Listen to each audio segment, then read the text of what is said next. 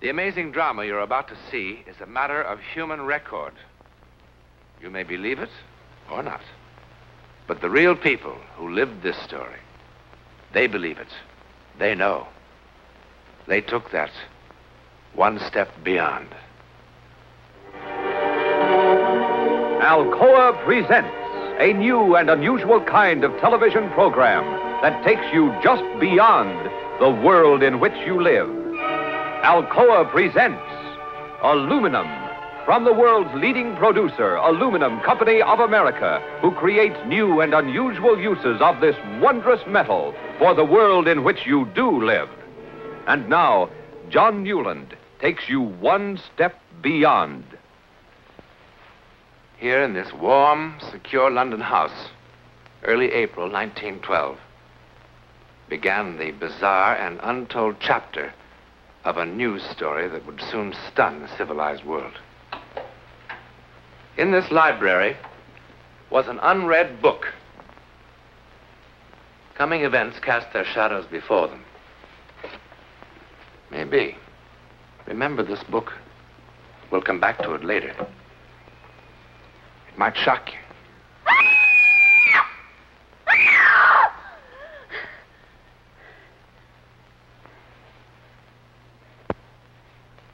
Mother. Mother. Mother. Mother! Mother!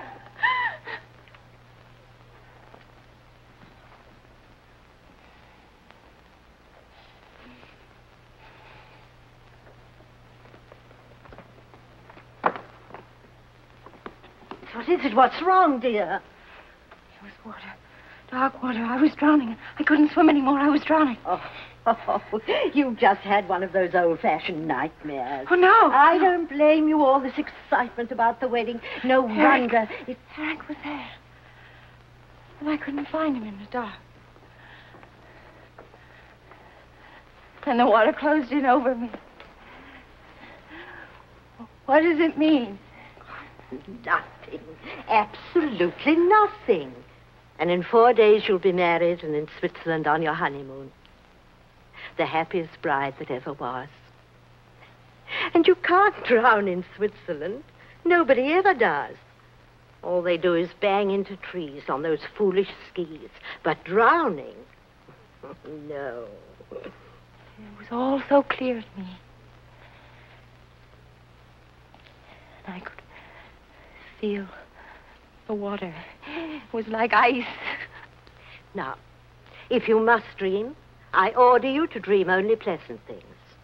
Eric, your wedding dress, and how happy you're going to be. Promise? That's better. Now, come on back to bed. But I couldn't find him. I couldn't find Now, him. that is enough, darling. And I shouldn't worry Eric with this. He's been trying so hard to make everything wonderful for you. There. Now. Good night, dear. And no more nightmares.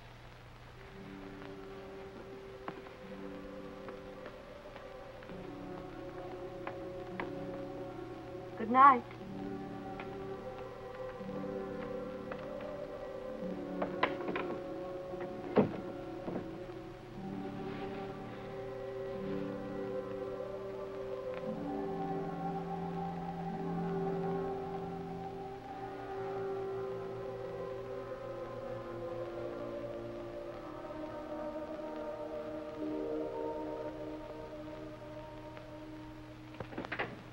Good morning, Emily. Is the future Mrs. Farley about?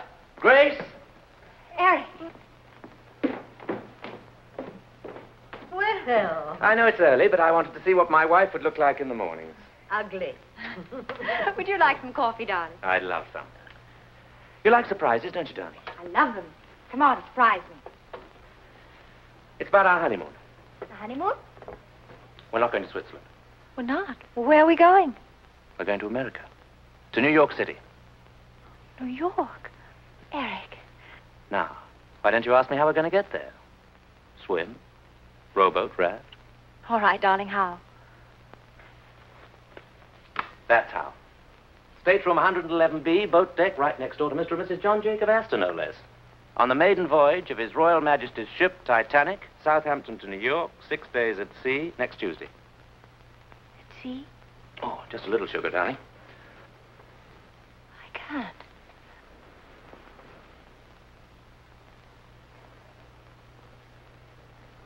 I can't believe it. I can hardly believe it myself, but the office has connections. Oh, you lucky children. You sure you won't miss Switzerland? Oh, Switzerland will keep.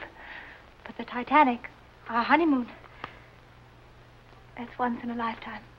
The paper's full of nothing but the Titanic. Listen to this, Grace.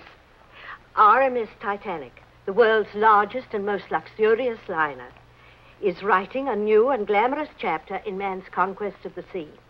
By virtue of her 5 watertight compartments, she's being hailed in marine engineering circles as the unsinkable ship. Her first passenger list makes her a floating home for royalty, statesmen, international society, and stars of the theater and the arts. And Mr. and Mrs. Eric Farley, who are absolutely unknown. And absolutely in love.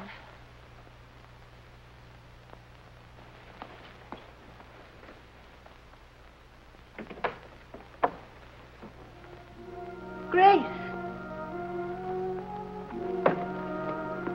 Grace!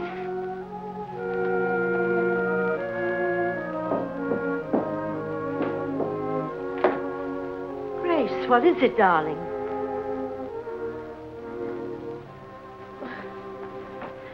What is it?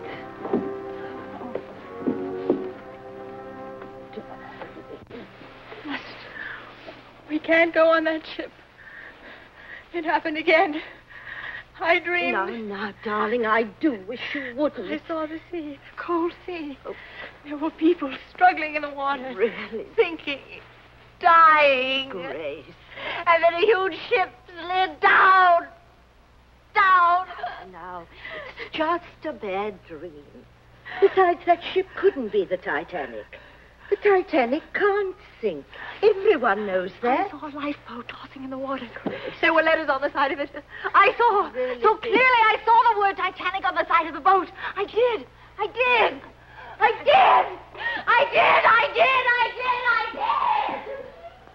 Your intuition should tell you that what you see next is not a dream. It can come true. Just what I've always wanted. Only my own dear Aunt Agatha would have guessed. Have you ever kept birds, my darling? No, neither have I. You ever thought of keeping birds? Neither have I. And by all means, write dear Aunt Agatha and tell her she's made us very, very happy. I will.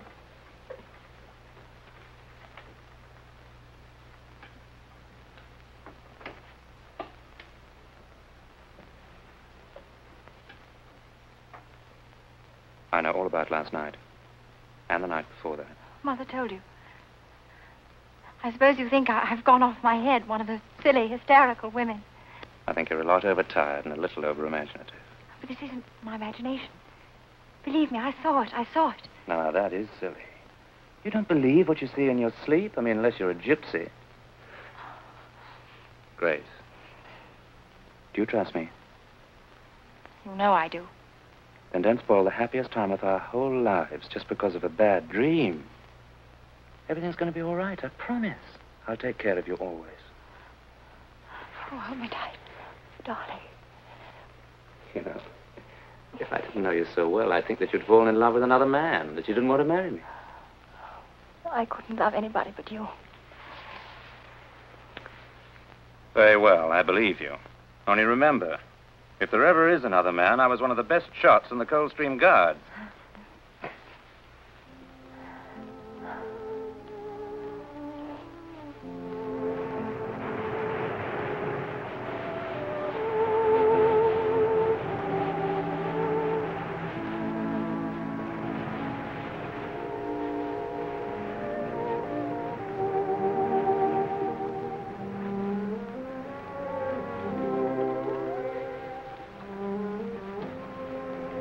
Are you asleep? I think I will keep a bird after all. I beg your pardon. That would please your Aunt Agatha, wouldn't it? Terribly. Did you have any particular species in mind? Oh, a lovebird, of course. Oh, naturally, lovebird.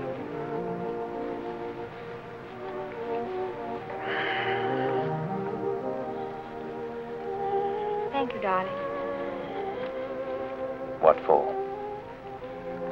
The 6 most perfect days of my life.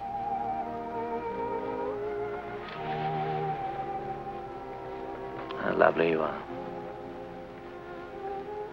And very young. Could be even better days.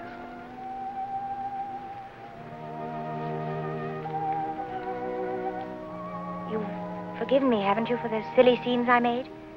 I've forgotten the whole thing. I'm glad. Such awful, ridiculous dreams.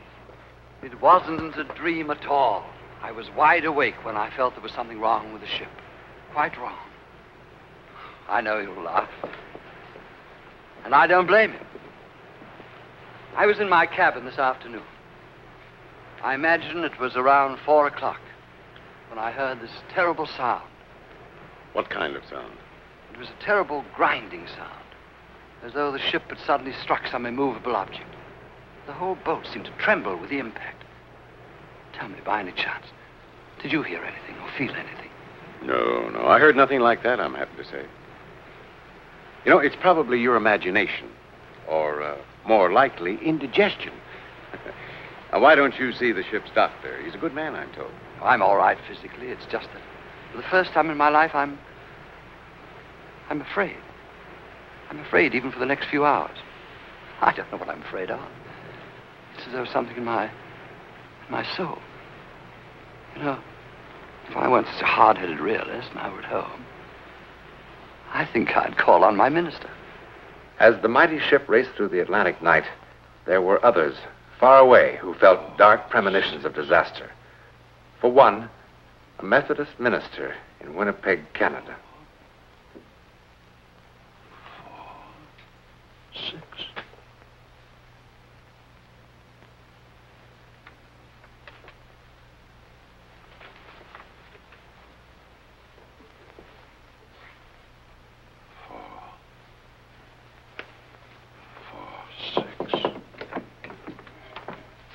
Excuse me, Dr. Morgan, but it's nearly time for the service. Miss Parsons, I'd like the congregation to sing hymn number 446 tonight. But, Dr. Morgan, the hymns for tonight are already posted in the church, and the organist... Please, 446. I didn't know that was one of your favorite hymns. It isn't. I don't even know the words. I simply know that we must sing it tonight.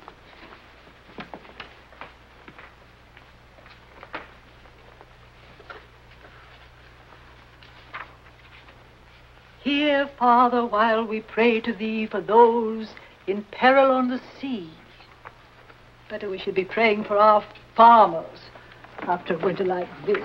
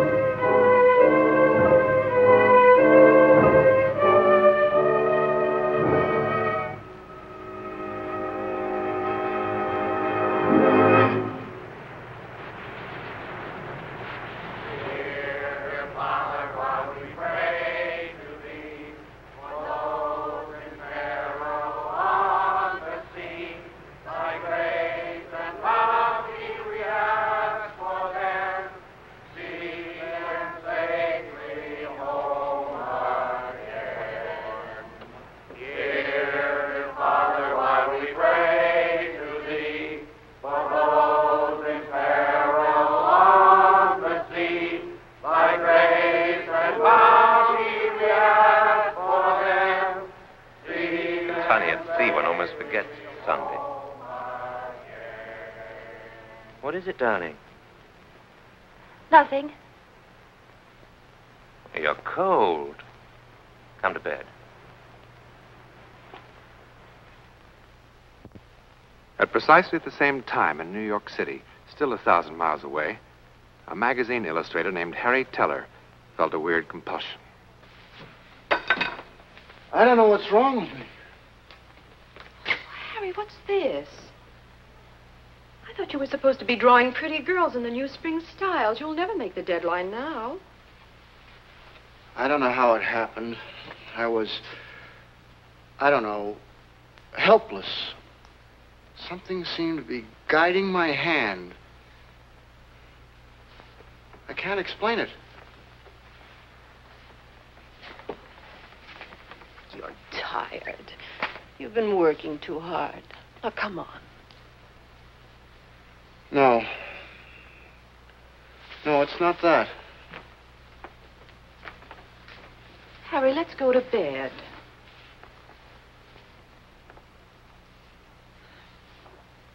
Now, this drawing, it's awful. I don't know who would want it.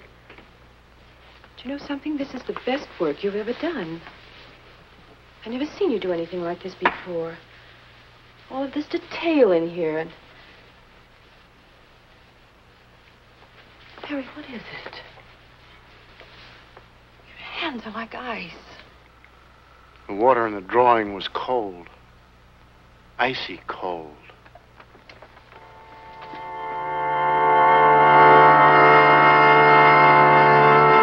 If you listen carefully, we will prove our ability to transfer our thoughts to you.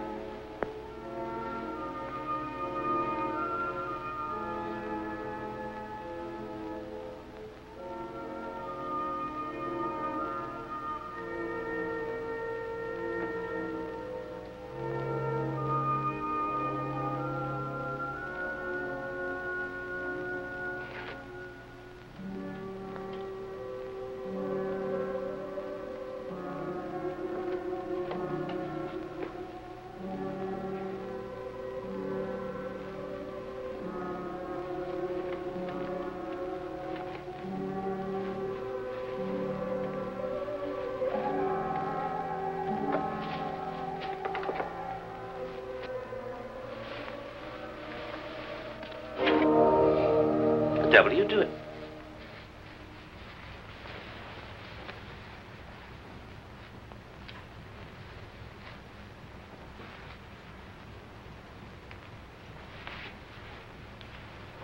Grace. Grace. Grace.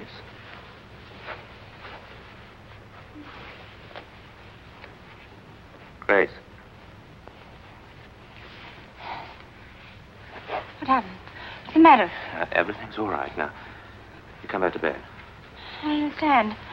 I was sleeping and someone was screaming, hurry, that we need warm clothes. And I must... What's wrong with me? I must be losing my mind. Oh, I'm losing my mind. Darling, you're driving me out of mind, you know. Look, I'm not John Jacob Astor or a member of the nobility. I've saved for 2 years for this trip, wanting it to be a perfect honeymoon. And to have it spoilt by such childish nonsense. Oh, I'm sorry, Eric. I'm sorry. All right, darling, you're forgiven. I just don't make a habit of pitching my best clothes on the floor.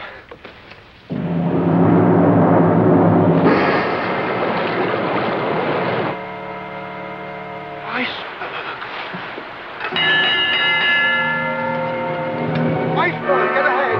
Iceberg, get ahead! Iceberg, get ahead!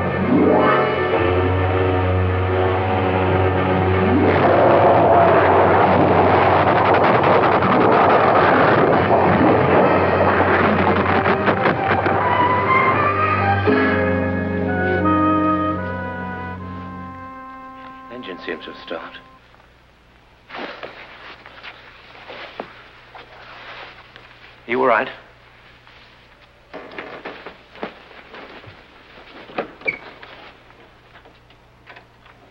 Oh, Stuart. Sir? The engine seemed to have stopped. What was it? There was some report of an iceberg, sir. The captain stopped the vessel, sir, just to be on the safe side, you know. What an incredible ship. What service. They run out of ice at the bar, so what happens?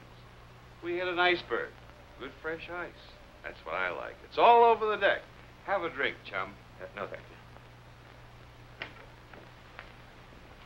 you. Never seen an iceberg, darling. Shall we go and have a look? That's a good idea. We'll wrap up good and warm. Captain's orders, go to your lifeboat station. Please dress warmly. Now, there's no need to panic. Just take it nice and easy. It's just a precaution, darling. Remember what the captain said tonight? The ship that nothing in the world could sink?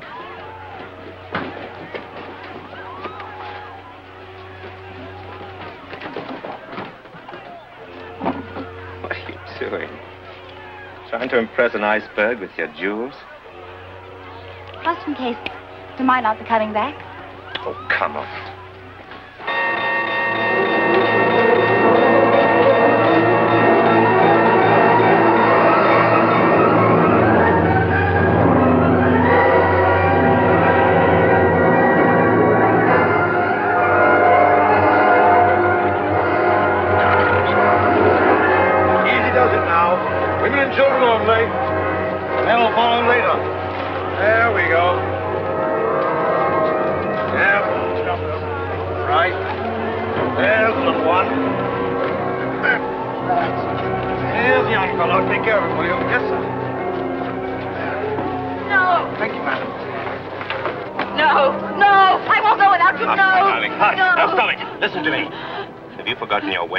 So soon.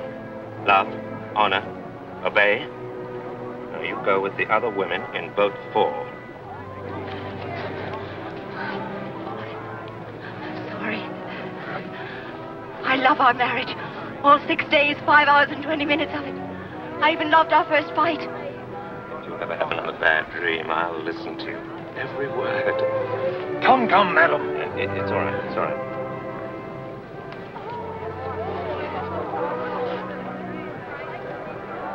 Good night, my love.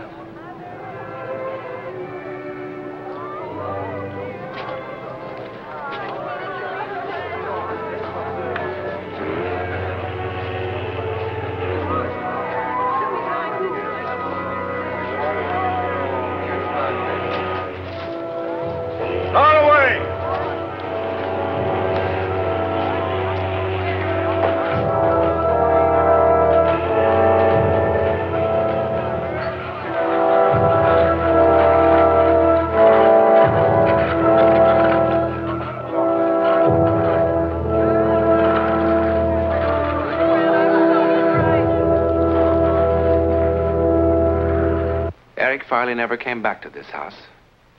Over 1,500 people perished that dreadful night aboard the Titanic. Eric Farley was among them. You've seen some of the unexplained supernatural events surrounding the life and death of a great ship. Now, do you remember this book? It's a novel published in 1898, 14 years before the ill-fated vessel was even dreamed of. The title, Futility. Its author, Morgan Robertson. It's a story about the largest liner ever built, carrying on its maiden voyage the rich and great of the world. Then, on an April night, it struck an iceberg. The vessel in this book was 70,000 tons. The Titanic, 66,000 tons. The length of the ship in these pages, 800 feet. The Titanic, 882 feet. Both made 25 knots. Both carried about 3,000 passengers. Both liners had lifeboats for only a fraction of that number.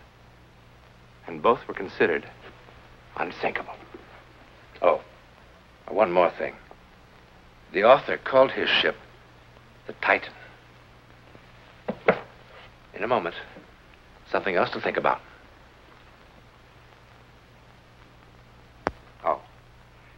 About next week. Well, it begins with a silly argument about this hat. And it ends when two people in peril, miles apart, discover an amazing kind of communication, an incredible way of finding each other, as together they take that one step beyond.